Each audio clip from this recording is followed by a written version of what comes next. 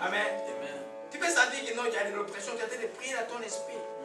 Tu peux aller des fois sur le lit, avant de dormir, tu vas prier, mais tu vas la prière continuer, tu es à le lit en train de dormir, et puis de prier, et puis tu dors. L'apôtre veut montrer simplement que notre vie doit être en communion constante avec Dieu par le biais du Saint-Esprit. Parce que le Saint-Esprit est où? En nous. Amen. En nous. Alléluia. C'est pourquoi le cœur des chrétiens, je reviens encore sur le cœur, doit être toujours nettoyé de toute amertume, de tout manque de pardon, de toutes ces choses-là. Parce que si ton cœur a ces saletés dedans, tu ne peux pas prier sans cesse. Alléluia. Amen. Amen. Alors j'en ai fini avec l'introduction. Aujourd'hui nous voyons, j'ai encore le temps, amen, le blocage de la prière. Ou les entraves de la prière. Ou les choses qui font que la prière devient sans résultat. Allez au Congo, vous allez remarquer qu'on prie dans chaque coin. Dans chaque coin. Mais voyez le comportement des gens, même dans la famille quand il y a un problème. Tu vas te demander, ah, mais ces gens sont bien de l'église, mais regarde comment ils se comportent. Parce que la plupart des parents africains c'est dimanche après-midi. Mais ces gens sont partis de l'église le matin. Voyez quand vous discutez en famille de quelque chose, vous êtes étonnés. Amen. Parce que nous ne devons pas perdre le temps. Même les musiciens du monde, les musiciens de Congo du monde, de Moniac me disait bon l'air, c'est-à-dire que ne tue pas ton temps. Nous ne devons pas tuer le temps. Nous devons être. Le temps que nous passons avec Dieu doit avoir un bénéfice spirituel, psychique, physique en nous, autour de notre environnement. Amen.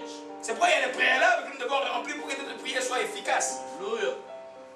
Alléluia. Amen. Amen. La première chose, mes bien-aimés, c'est qui va bloquer la prière, c'est l'incrédulité. Une prière faite sans foi, ça ne sert à rien. Je n'ai pas de supplication, on va voir ça. Je n'ai pas de prière. Quand vous demandez, vous devez croire que vous avez reçu. Amen. Et vous le verrez s'accomplir. Amen. Amen. Une prière incrédule. Comment on détecte la prière d'incrédulité? Je vous donne un exemple. Je vous ai déjà donné ça.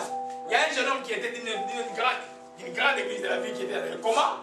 Alors tout le monde est un peu fou. Quand les gens sont dans le coma, les pasteurs, on ne les voit plus. Parce que ils ne veulent pas être témoins de la mort. Ils ne voient pas comment ils ont enseigné la guérison et ils ont enseigné. Et puis. Alors le jeune homme était abandonné. Alors quelqu'un m'a vu. Il dit il y a un jeune Congolais qui est à un stade final. Tu peux aller prier pour lui. Il a un cancer. J'ai dit oui, je vais aller prier. Je suis entré. Sur les tribus qu'on appelle les tétés là chez nous. Allez, dès que je suis entré là, ce jour-là dans sa chambre, je vis les jeunes hommes. Bon, je commençais à prier. J'ai prié à l'esprit et puis j'ai entendu quelqu'un entrer. Je ne suis pas, je continuais à prier pour le malade. Et puis la personne aussi a commencé à prier à l'esprit. L'esprit à moi a dit tais-toi, tais-toi. Oh, je dis Laurent, qu'est-ce qui se passe là, mon Dieu? Pourquoi tu me dis ça? Et puis j'ai fini de prier. Il y avait un aîné médecin qui venait d'entrer de la tribu, un professeur de chez nous là.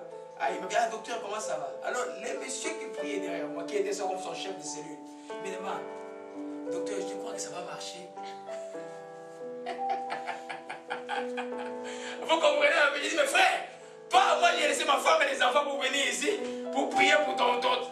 Il est de ton église et puis tu me demandes si ça va marcher. Vous comprenez un peu? Mais bien aimé, la prière qui marche, c'est la prière de la foi. Elle est simple, elle n'est pas compliquée. Tout ce que nous faisons par la foi, les démons nous les chassons par la foi. La maladie, la guérison, nous le recevons par la foi. Comme le salut, nous l'avons reçu pour comment? Par la foi. Seulement. C'est-à-dire, nous avons dit, Seigneur, je crois que tu es mort à la croix et tu es ressuscité à la croix. Je te reçois comme Seigneur et Sauveur. Sois le Seigneur de ma vie. Il est venu. Qui doute qu'il n'est pas sauvé ici? Tu es sauvé. Amen. La même chose. Tout nous recevons de la foi. Alors, une prière sans foi, c'est pas malheur, comme on dit à l'Igala. Tu perds le temps. Amen. Alors, parce que quand tu pries, tu dois croire que tu as reçu. Et on verra quand il va te mettre debout, l'attitude va changer, le comportement va changer, les autres choses vont changer. Amen. Je vous dis que ce matin, c'était chaud à la maison. Je ne sais pas si mes réveils qui dormaient a vu ce qui s'est passé. C'était chaud. Le petit était étendu, les yeux en l'air. Les yeux en l'air. Amen. Nous comprenons que quand il fait la prière de la foi, ça doit marcher parce que sans la foi, il est impossible de plaire à Dieu. Amen. Ce qui est agréable à ton Père, là, c'est la confiance que tu as en lui. Parce que ce n'est pas toi, ce n'est pas ta main, ce n'est pas la main du frère Laurent. C'est Dieu. C'est-à-dire que nous croyons que Dieu, quand nous mettons la main, Dieu agit. Alléluia. Amen. Amen. C'est pourquoi n'attendez pas, il y en a qui disent, ah ben, oui, il faut que je tombe, il faut que je sois délivré. Il faut que j'ai choisi de prier pour un enfant. Et au Texas, la petite sœur, sa maman me dit, mais Yaya, ça signifie qu'il y a un grand frère. Mais je n'ai pas vu la chair sortir de la bouche. Parce qu'on l'a dit au Congo. Mais j'ai dit, mais qui vous a dit que la sorcellerie ne sortait pas la chair? C'est un esprit. L'esprit part toujours par la foi. Amen. Il peut avoir des manifestations, mais on s'en fout des manifestations. J'ai déjà prié pour quelqu'un avec les frères Guilain et notre frère Joël. On prie, la dame fait des gestes sur la tête. L'esprit me dit, elle fait un scénario. Je dis, hey, pourquoi tu fais ça? Tu mens. Et puis alors, le frère qui était avec moi était comme étonné. Vous comprenez un peu? Dans les signes là, Satan est maître en mensonge. Mais il ne peut pas tromper ta foi. Il ne peut pas tromper ta foi. Si dis moi, je vois cet esprit dans la vie de mon fils, j'ai peur à cet esprit doit quitter, la mort dans ma famille doit arriver, je crois que la mort doit quitter, la mort quittera. Je n'ai pas besoin de sentir, je n'ai pas besoin de joie, je crois simplement parce qu'il m'a dit tout ce qu'il demandait avec foi. Amen. Amen. On va voir ça en état qu'on va parler de la vie. J'énumère juste des blocages parce qu'il faut que ce soit clair dans nos têtes. C'est-à-dire pour que vous ne fassiez pas ces choses-là. C'est pourquoi j'ai déjà un enseignement plus simple. Quand je vais enseigner sur les prières, on va voir la prière de la foi, comment ça marche. Alléluia. Amen. Et par Jacques 5. Jacques 5. Amen. Jacques 5, verset 15. Oh, verset 15, Amen. Amen. On peut commencer au verset 14. Quelqu'un parmi vous est-il malade, qu'il appelle les anciens de l'église, que les anciens prient pour lui en l'honneur d'Dieu au nom du Seigneur. Verset 16. La prière de la foi sauvera le malade. Le Seigneur le révélera s'il a commis des péchés, il sera pardonné. La prière est de la foi. J'ai dit tout ce que vous demanderez avec foi par la prière, vous les recevez. Amen. Quand tu t'approches de Dieu, tu dois croire qu'il est le consommateur de ta foi et qu'il est le rémunérateur de ceux qui espèrent en lui. Tu ne peux pas t'approcher de Dieu et ne pas croire qu'il va agir. Quand nous nous approchons de Dieu, nous devons croire qu'il agit. Mais beaucoup d'entre nous espèrent qu'il va agir. Hein? Il y a une différence entre l'espérance et la foi. La foi, c'est maintenant. L'espérance, c'est pour... Par exemple, nous espérons à la venue de Christ. Dans nous, nous savons qu'un chrétien peut venir aujourd'hui, il peut venir dans 50 ans, il peut venir je ne sais pas quand. Ça, c'est lui avec le Père. Nous, notre rôle, c'est d'être correct, de marcher dans les chemins de Dieu. Et quand il viendra, qu'il nous trouve correct et qu'il nous prenne. Ça, c'est l'espérance. Mais la foi, c'est aujourd'hui. La foi, c'est dans la vie. Parce que la Bible dit, mon juste vivra par la foi. Si tu n'as pas la foi, tu ne vis pas en Christ. Mon juste vivra par la foi. Amen. Alléluia. Amen. Donc, l'incrédulité. Quand on est incrédule, mes bien-aimés, Dieu n'agit pas. Amen. Rapidement, on va aller dans Matthieu 17. Le premier blocage de la prière, c'est l'incrédulité. Amen. Matthieu 17, et rapidement. Matthieu 17.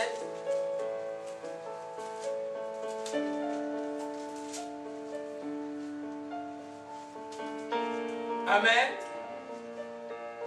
Matthieu 17, verset 14. Lorsqu'il fut arrivé près de la foule, un homme vint se jeter à genoux devant Jésus et dit, Seigneur, aie pitié de mon fils qui est lunatique, qui souffre cruellement, il tombe souvent dans le feu et souvent dans l'eau. Je l'ai amené à tes disciples et ils n'ont pas pu les guérir. Verset 17.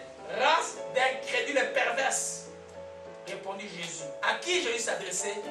À ses disciples. Il a dit, race d'incrédules et perverses.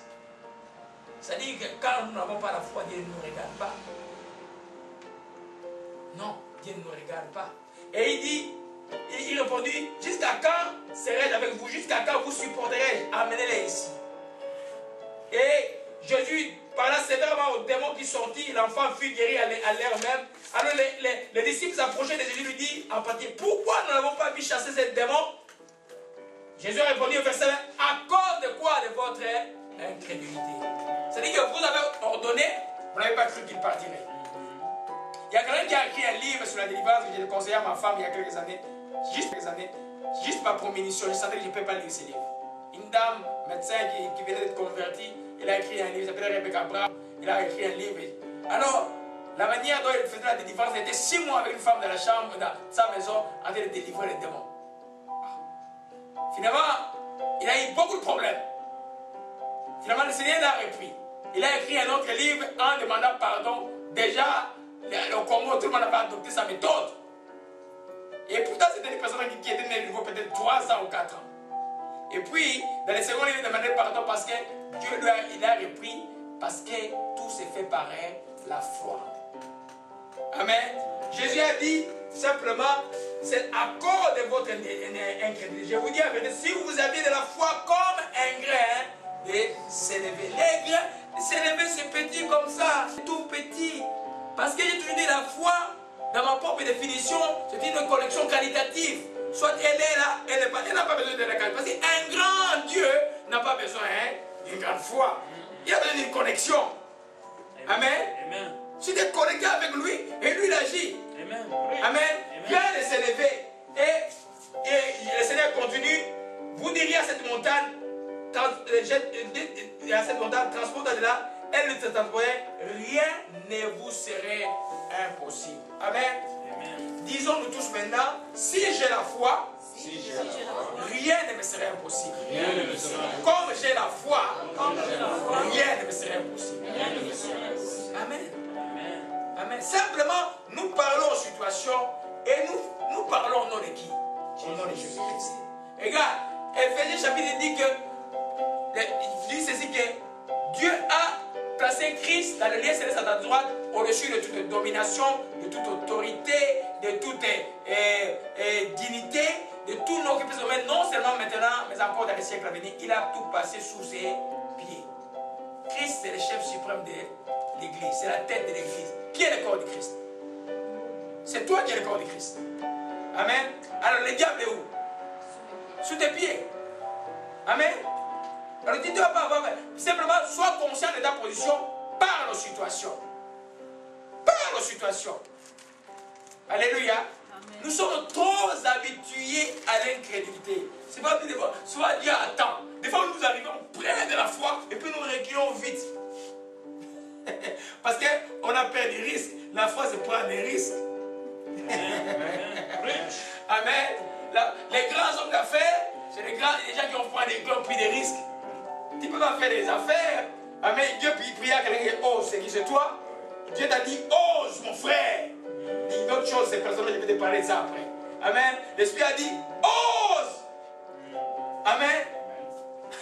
Alléluia. Oser, c'est avec foi. Alléluia. Amen. Chose. On va voir ce qu'on va voir la petite de la foi, on va entrer en détail. La deuxième chose qui nous bloque dans la prière, je vais sauter, je vais aller à la 7e chose. Je vais le manque de pardon. Je vais revenir sur ça. Parce que c'est tellement prévalent dans les races humaines. Le manque